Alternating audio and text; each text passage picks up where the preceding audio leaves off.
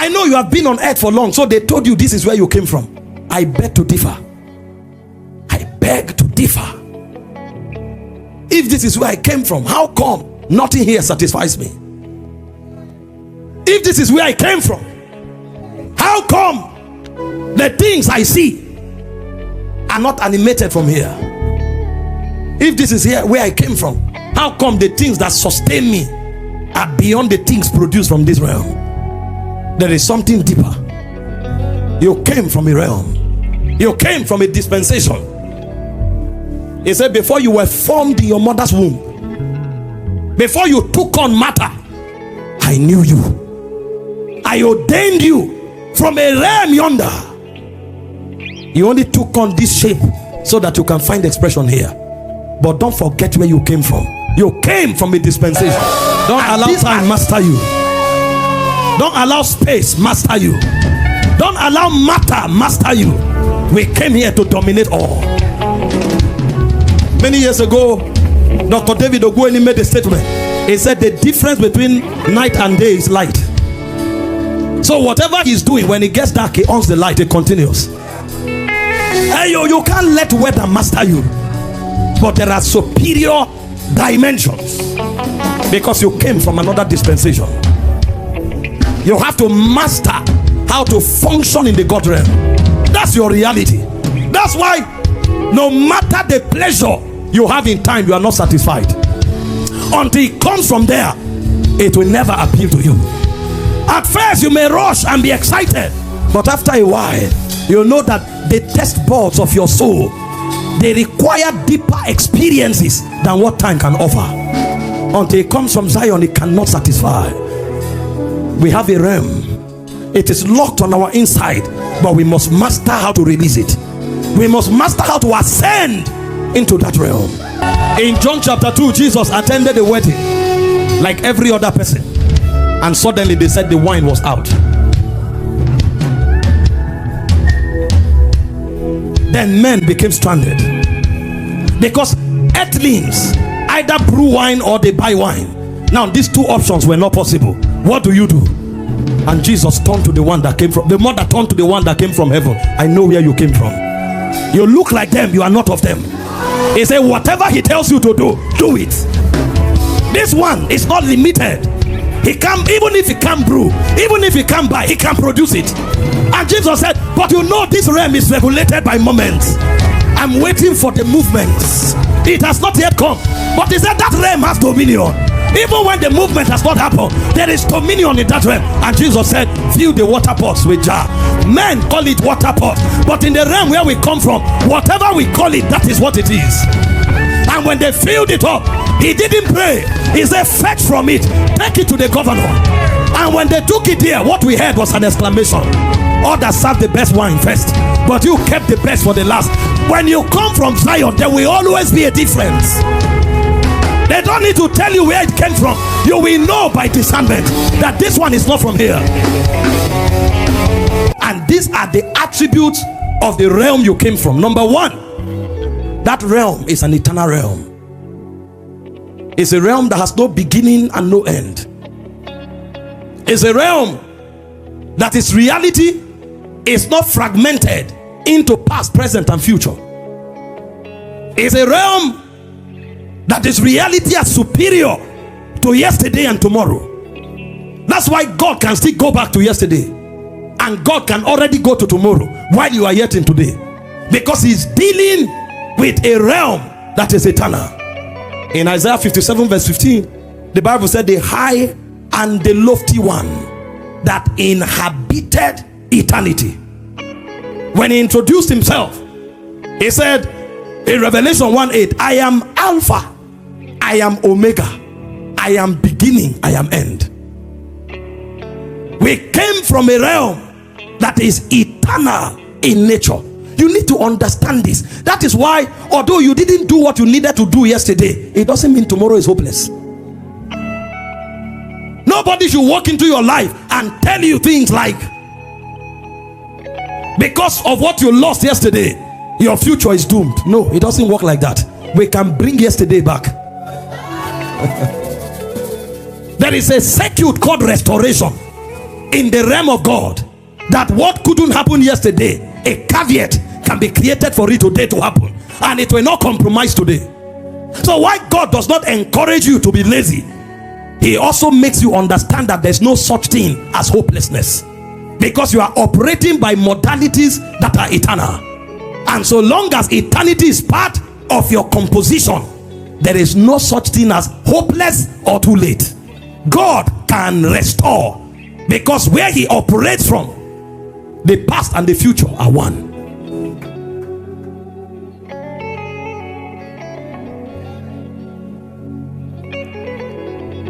You are an eternal being. You came from an eternal dimension. Don't let time intimidate you. Do the best you can do now. I taught you that time is a currency, but in case you suffer a lapse, that should not be the reason why you give up. You are eternal. Number two, the realm we came from is a realm of light. And what that means is that this realm is governed by purity and revelation. So long as your garment is pure, and so long as you know, nothing can be impossible to you, because that realm is regulated by purity and by light. In John chapter 1, the Bible told us why Jesus had so much authority. It was because of this reality. He said in the beginning, if you read from verse 1, he said, was the Word. The Word was with God, and the Word was God.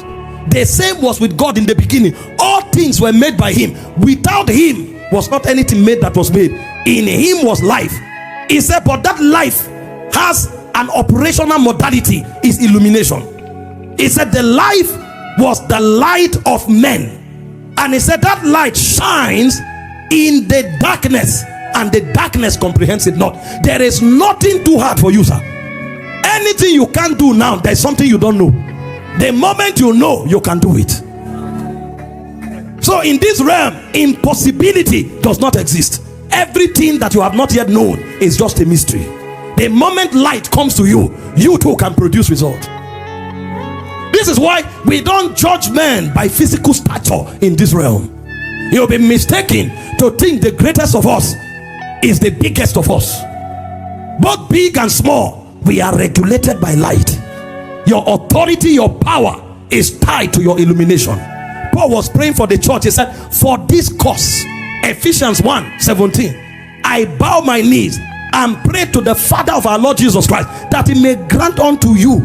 There are realities in that realm that gives you advantage. The spirit of wisdom and revelation in the knowledge of him, that the eyes of your understanding being enlightened, that you may know. The moment you know, the hope of your calling is activated. The exceeding riches of the inheritance of the saints is activated. The exceeding greatness of his power is activated. And not just any power, the same power that defied death. Impossibility is a mirage. The realm we came from, there's no such thing as impossibility. The question is, what do you know? That realm is regulated by light, and that's why many things in this realm is controlled by light. You know the problem with believers? They know not, neither will they understand. He said they walk on in darkness. I have said ye are gods. So the difference between a god and a fallen prince is the revelation he has. When a god lacks revelation, he's falling, and when a fallen prince gains revelation, he's exalted. What do you know? It's a realm of glory.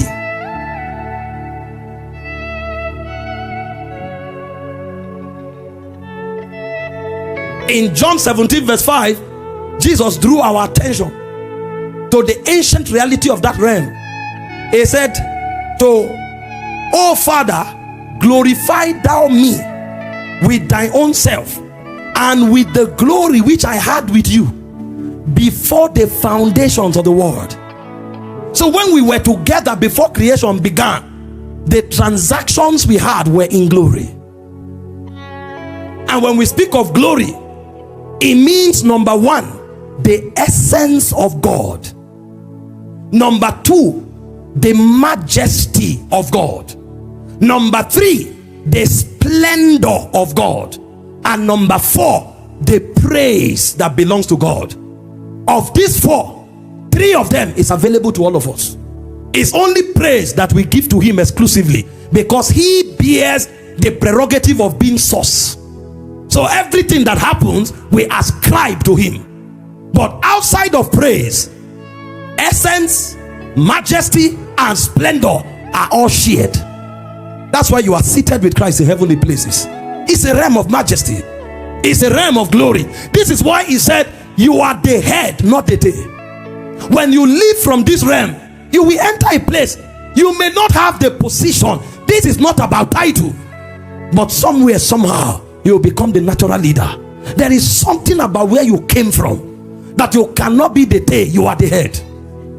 It does not mean you go and distort the structure and say, I must lead. No. You will follow the instruction, submit yourself to authority, but something radiates from you that makes it impossible for you to be hidden. Because the realm you live from is a realm of splendor. It's a realm of majesty. This is why there is beauty in every one of us. Satan may deceive a Christian not to see the beauty in his or her life, because he or she is focusing in something else.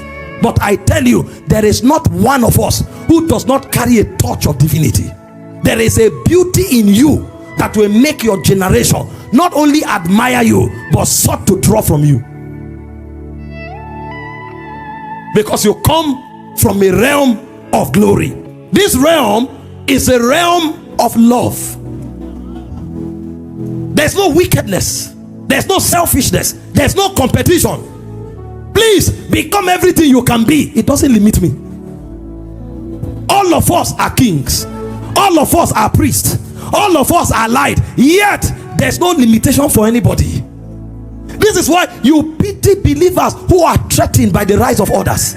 No, the rise of one is a sign that rising is possible. And if the person who rose is close to you, it means God is in the neighborhood. We love. This is why there is limitless possibilities. Anybody can become anything. There is no hindrance. 100 apostles can rise from here. Everybody will manifest. There's room. 100 billionaires will rise from here. This one is not can. Will rise from here. I don't know who I'm talking to. I don't know who I'm talking to. But if you believe it, it is yours. There's no envy. It's a realm of love. 1 John, sit down. 1 John 4:16 says, God is love. And he said, him that dwelleth in love dwelleth in God. So it's a realm itself. It's not just a person. It's a realm. That love is what makes your faith to work. The reason you declare things without fear is because perfect love casted out fear. The reason you declare things and have it is because faith worketh by love. It's a realm. It's also a realm of dominion.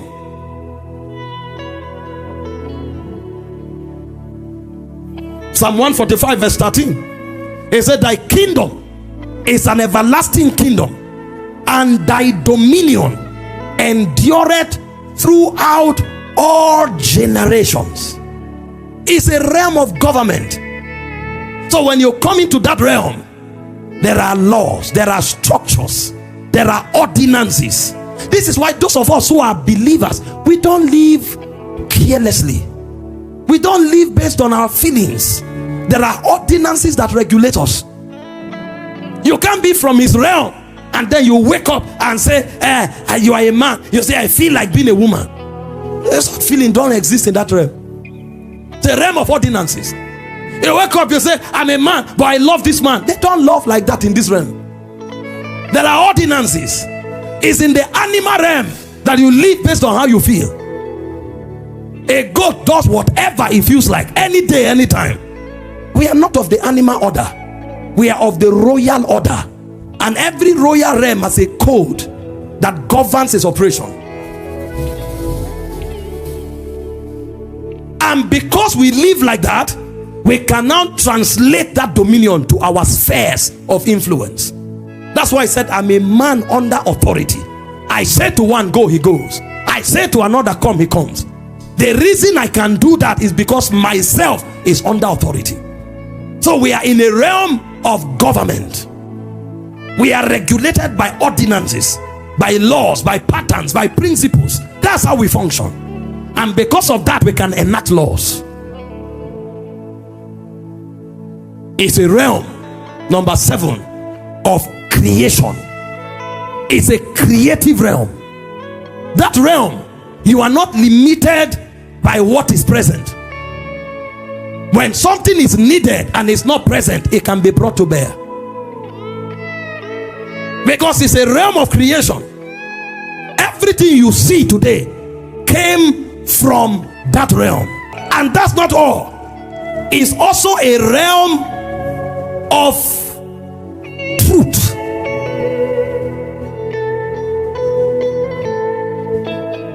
There's no gimmick here, sir.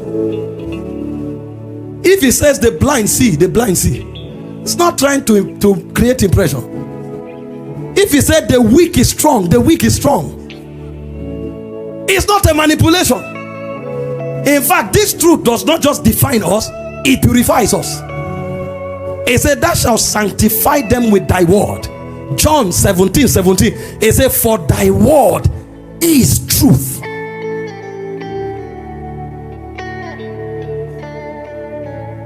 And that word that is truth, Psalm 119 verse 89, thy word, O Lord, is settled in heaven forever. So the realm of God is a realm of truth. There's no lie in him. And that's why you can come here the way you are. He has the power to make you.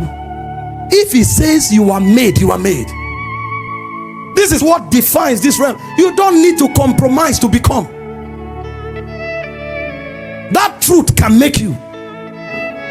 Because that's what made the universe. The world itself was created by the word of God. That the things which are were not made from things which do appear. You may not look it when you came. You enter and see how you become. Because it's not here to impress you. He's here to make you. It's a reality of his realm. You know why many believers struggle? They have been made creatures of the realm of God, but they are trying to live like creatures of this realm. So they are left in a dilemma, because they are trying to do what is in the realm of God, either when they think they are of this realm, or they know they are of that realm, but they love to live like creatures of this realm. So there is a confusion in their manifestation. Every one of you listening to me, you can live glory in this life. You can live dominion in this life. You can live creativity or creative ability in this life. You can live truth in this life. You can live glory in this life. Not when you get to heaven.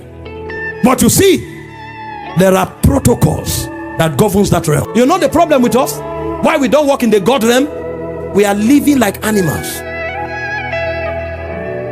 At best, like fallen beings. So you see a man who appears very respected, but if you check his secret life, it's appalling. That man who walks around with piety, acting as if he has integrity, has 3 girlfriends and is deceiving his wife on a daily basis. Conscienceless existence. That's why that realm can't respond to him. Somebody even goes as far as being ordained a pastor, but everything that comes out of his mouth is a lie. He defies the essence of God in him, and so the realm of God can't respond to him. Why do you think the devil is advancing perversion? Because when people are perverted, they are obliterated from the realm of God. Why do you think Sodom was burnt? It was because of homosexuality. It's an abomination in the eyes of God. When humans wants to live like animals, they perish. And when people who are to function in the God class wants to live like ordinary humans, the realm of God will reject them. It's a law of nature. Now that you have the nature of God, you must function according to the dictates of that nature. That's why Paul said in Romans 8:2, the law of the spirit of life that is in Christ Jesus. That means the spirit of life comes with a law. You can't have a nature and that nature does not dictate for you. Do you sleep because it's in your routine? You sleep because a point will come when your nature will compel you to sleep. Every nature has a law. The same way the nature of God in you now has a law. It will insist on holy living.